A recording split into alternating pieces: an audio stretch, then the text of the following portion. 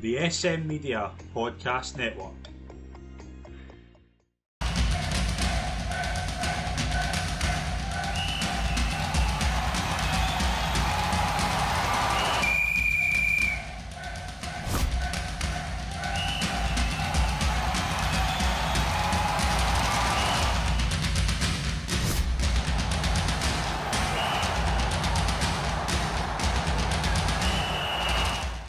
Hi folks, and welcome to the latest episode of The Ref's View, part of the SM Media Podcast Network. I'm Scott McPike. It is always a pleasure to be your host, and we've got a busy weekend to cover. We've got a derby weekend where not a great deal amount happened. It's usually busier in these sort of games, but I think it was fairly uneventful.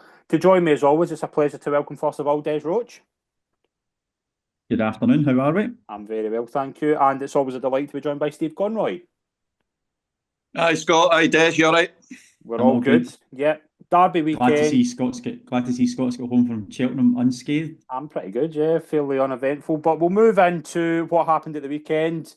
I've got to be honest, I wasn't in football mode until Sunday, but I knew as soon as the game would start, the Celtic Rangers game, I would get into football mode. Celtic 2, Rangers 3. Barry Ferguson wins his first Rangers game, first derby as Rangers manager. Fairly chaotic game, fairly intense game, but Des, from a refereeing perspective, not a lot happened. Listen, as a referee goes, that is uneventful and as good a game as any referee could ever wish. Now, I know people said there wasn't a lot of big decisions for Stephen to be made, and I'll quote our Stephen. He always says that his mother could make any game bad. Old Firm games aren't easy. They're the most difficult game that you'll ever get in Scotland. The most difficult. However, Stephen got all the big decisions right. There was not really any dissent from anyone. It was accepting. And the reason being is because he was getting things correct. And if you want to ask somebody how difficult an Old Firm game is, then you've got my learned friend sitting right with us. I think that is always a thing, Stephen. It probably is interesting to bring up that usually with this game we're expecting it to be frantic, we're expecting it to be 100 mile an hour from the get-go, and that usually leads to erratic fouls, crowd getting excited. But I think the early goal kind of shook the stadium a wee bit. But I think after that, it was just a case of the game just flowed from a refereeing perspective fairly well. I don't, and it's funny, I've had comments from other friends and co-refs as well, kind of complaining about some of his performance. But I'm with Des, I don't see what you could do differently. There's no such thing as 100% unanimity. You'll disagree with a booking that I give. I'll disagree with a booking that Des didn't give. That's perfectly normal. Mm-hmm. But for that to be what we're talking about after doing a Celtic Rangers game, then fine that he's had a good game. Was he perfect? No, none of us are. But I certainly can't think of anything I would do particularly different. But we have to say that in recent times, the games have been a lot more tame in inverted commas than they used to be in the old days. And whether that's, they're much more athletes these days than the dyed-in-the-wool Celtic and Rangers supporters of old. But, 100 mile an hour, frantic, but it's nowhere near. You don't get 4 people sent off in these games anymore. And I think it's all the better for it. Well, a good example of that is that my partner had a bet builder on and we were waiting for 3 cards. And I was like getting to a stage where I was like, I don't see 3 cards coming. Mm-hmm. But I thought the first, there was only 3 bookings shown to players on the park. It was all Rangers players. It was Sterling, Hadji and Proper. The Sterling one, I think, is one of a take one for the team.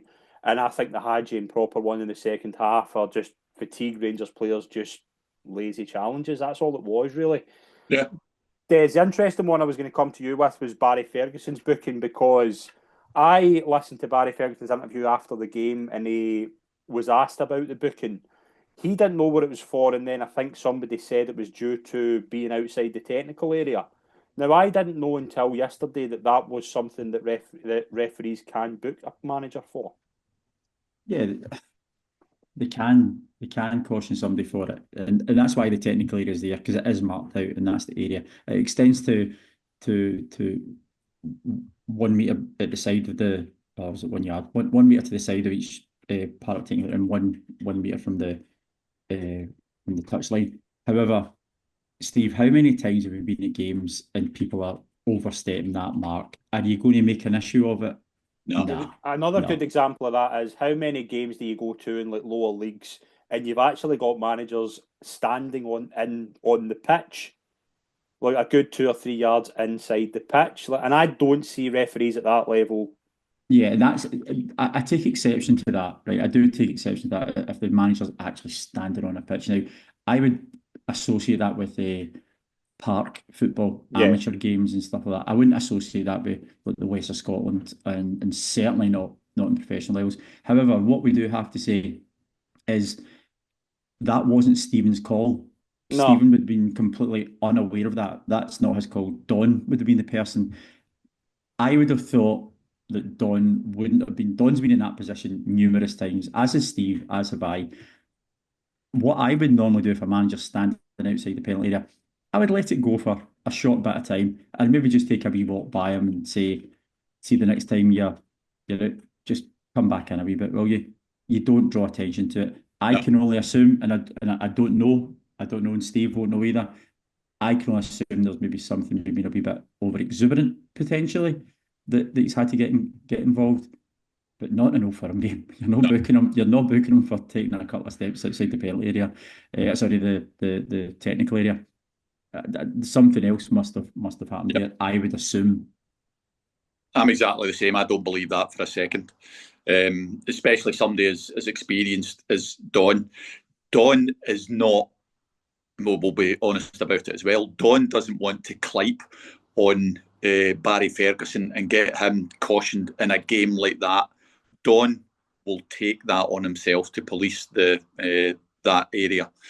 I don't for a second think that it was because he was outside the markings. Something else has happened. Yeah, something's happened. But and again, Don's got that much experience that he'll know Barry Ferguson as a manager. He'll know Barry Ferguson as a player as well. Do you think Barry Ferguson's actually even bothered about it? Let's be honest. Not really. But obviously, I think with this game and the way the game has went, I have seen a couple of things on social media that people just making a mountain out of molehills, like Tavernier was way forward in the line and things like that. Just nonsense that I just feel Rangers deserved to win that game, in my opinion. I thought Rangers were the better team first half. Celtic grew into the game. Rangers completely tired out. You could see Thursday had an effect on them. In all seriousness, it was a bit of quality that won that game from Igaman. Thought it was as good a goal as you'll see, just the way he took it. Little bit of it off-field incidents has maybe kind of cast a shadow to a degree. Like there's obviously something going about just now that apparently there's a police investigation into the Cherny thing with the bottle. Now, Des, I'm not sure about you. I'm obviously not condoning it. It's a bit ridiculous doing that, but like, what can a referee do there? I don't think a referee's got much power because he doesn't really see it, and there's not really much he can do there. No, he can. He can get involved, but at that moment in time when that goal's been scored, how much is going on around the floor? The referee can't do anything. Yeah. Stephen McLean, again, something that's off the field. Stephen can't be held accountable for that. No. Can Don be held accountable? I think you'll probably find at that moment in time when Igaman has scored that goal, mayhem's breaking loose in the Rangers dugout. Can Don see it? Now, I'm not taking the Fifth Amendment here and saying, oh, is he ignored it? I don't know. But I think there's far, far more important things going on at that moment in time to try and keep your eyes on than maybe somebody running up the side of the park with a water bottle. I mean, what has he got, a Nerf gun or something like that? I know. You wonder, what would be the sanction? And something will happen to him. Obviously, he'll get some sort of sanction against him. But that wasn't the referee team's call. I doubt very much Don was looking over there anyway. And as you've said, Des, when the goal's scored, the first instinct is that all the team is going to be checking that everything's all right on the pitch. Once that's okay, then you can pay attention to dugouts. So it was nothing to do with us. Absolutely nothing. But the SFA will have to do something, whatever that is. I don't know, making it up. Do you ban him for a game? Do you just sanction him, censure him? Censure him. Idea. It was, it was pathetic. It was infantile.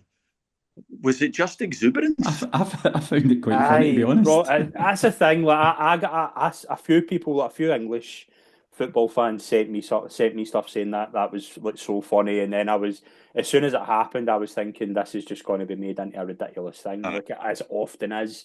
But again, it's one of those things. Like, obviously, you don't. If it was all the way about, I would be like, right, that's a bit ridiculous. But it's not like, you know what I mean? He's not throwing like a coin into the plate. Do you know what I mean? Like, it's not like a ridiculous thing that's like, it's not a criminal act kind of thing. No. So there's overall, far worse happened on the field of play. Yeah, not during that game, but and as Steve said earlier, these games aren't the way they were.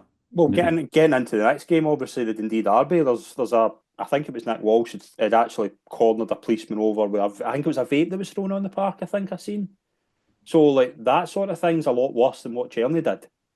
Oh, after games, I was at St Mirren. I can't remember who they were playing, but and even forgot the name of the player. He had recently moved from the opposition to St Mirren, and he scored.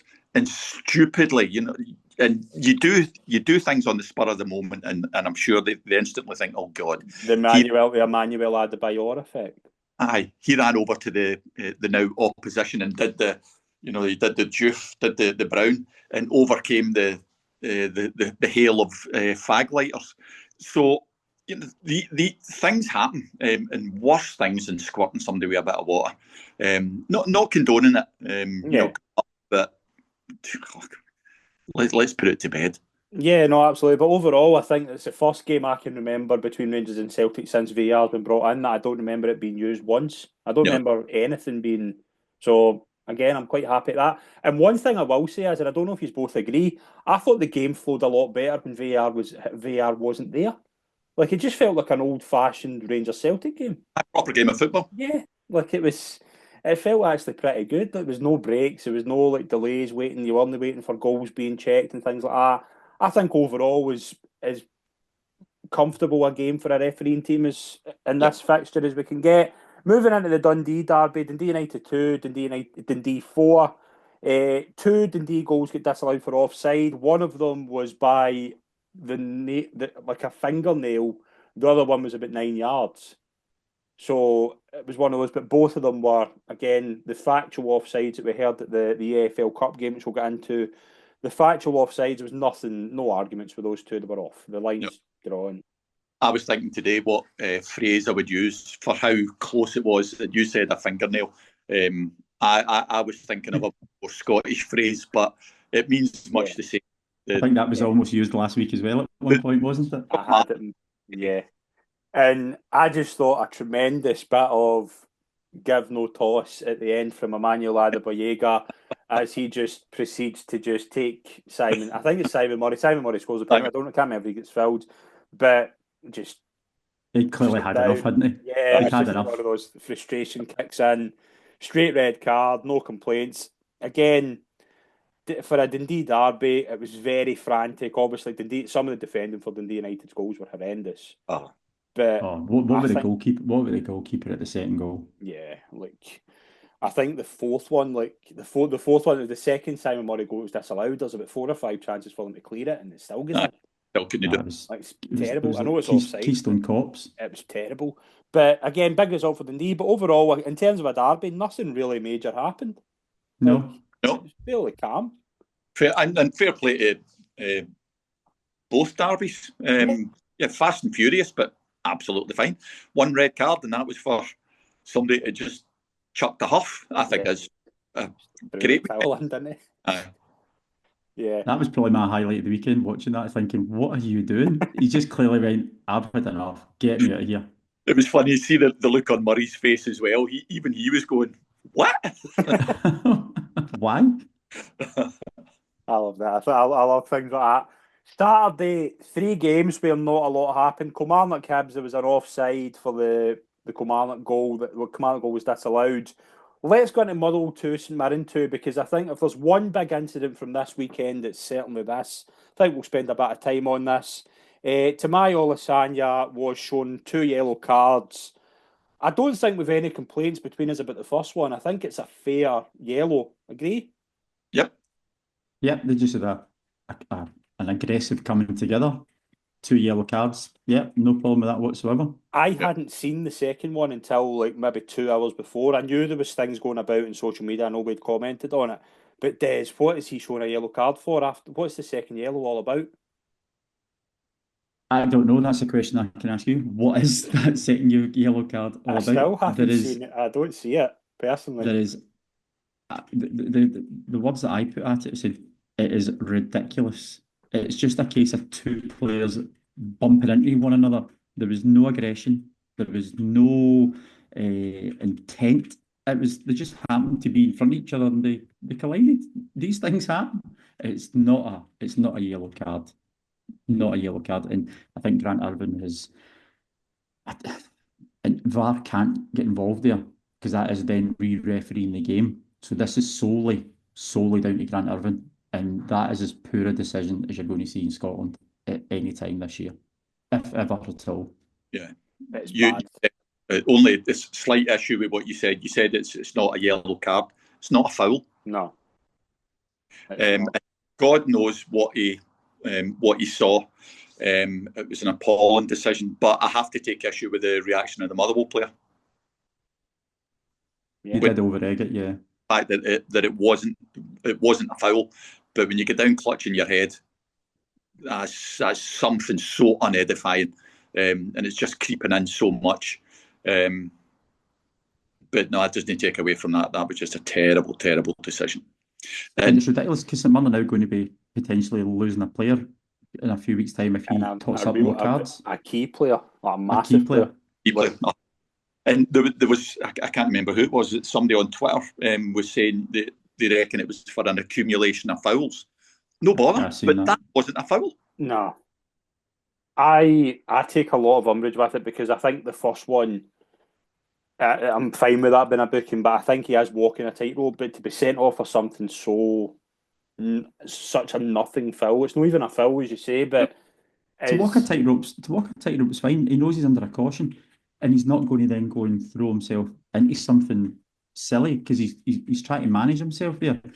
But to be pulled up for that's horrible. Is this one of those though where we've got obviously the VAR review, which will determine whether VAR should have intervened? Is this one of those that does get analysed because what can VAR do there?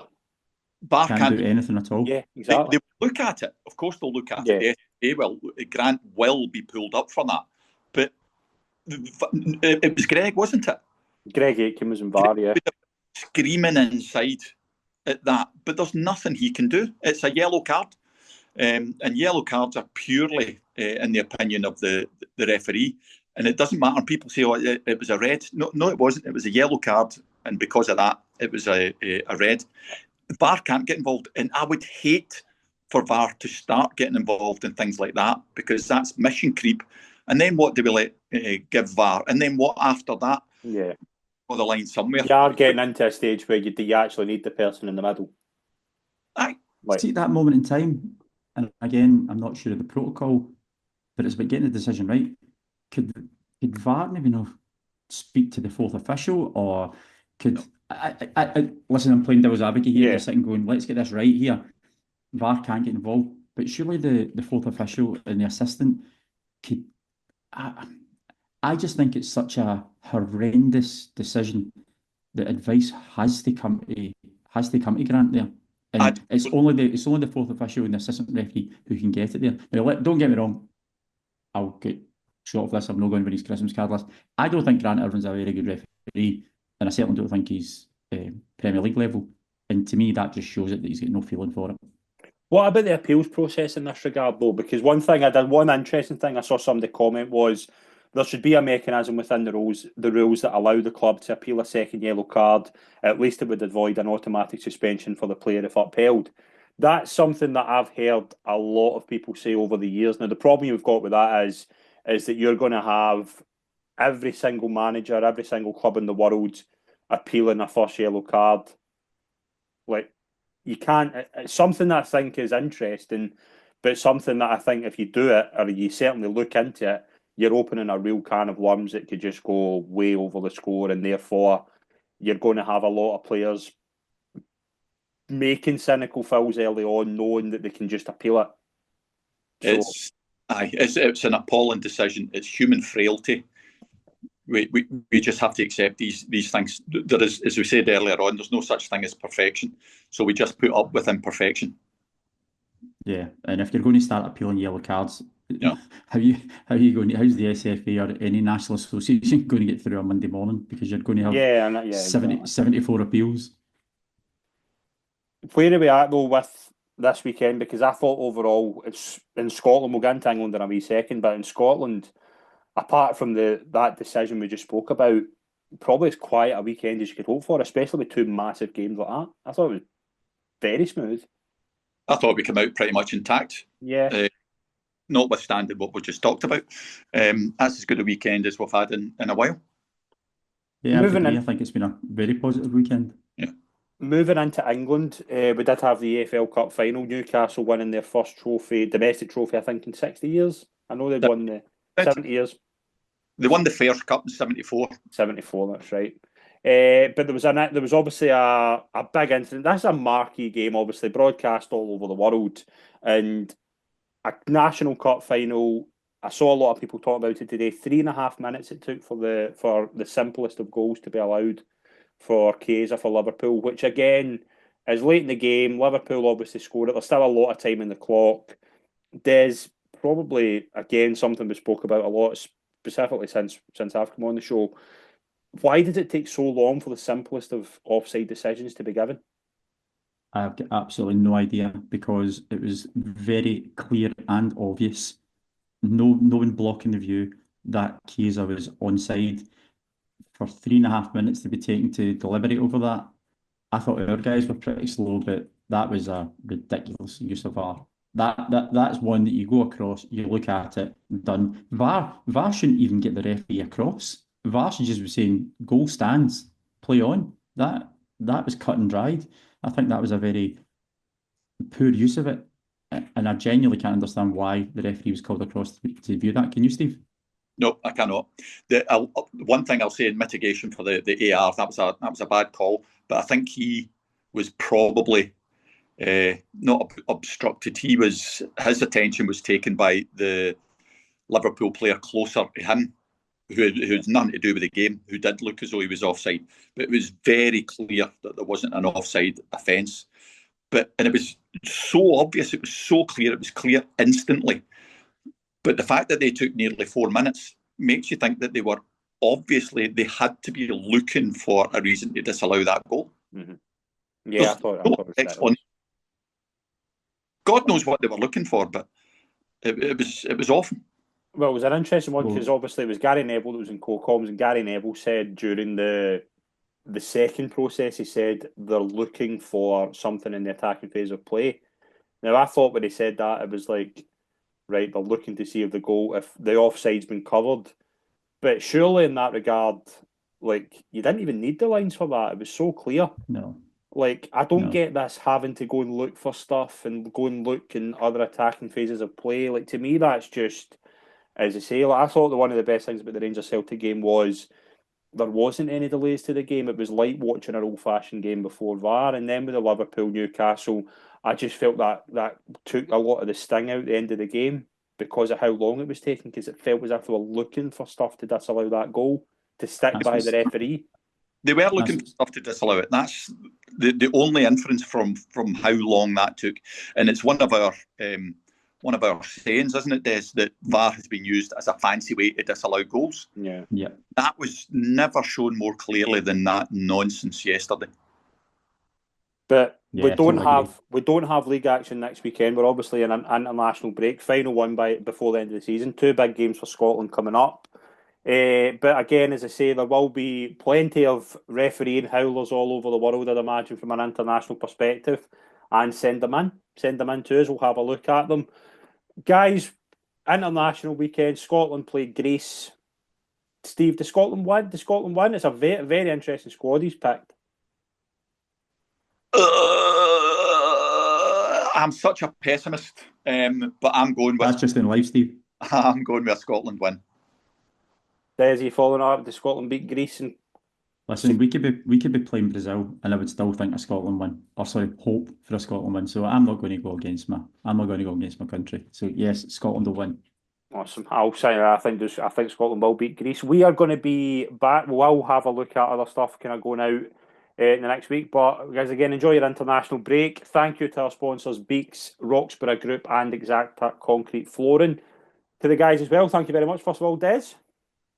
Thanks very much, Scott. Good to have you back. Pleasure. And to Steve, thank you very much as always. And echo Desi's thoughts. Good to see you back. Brilliant. Thank you very much, folks. We'll see you all soon. Hey, horses.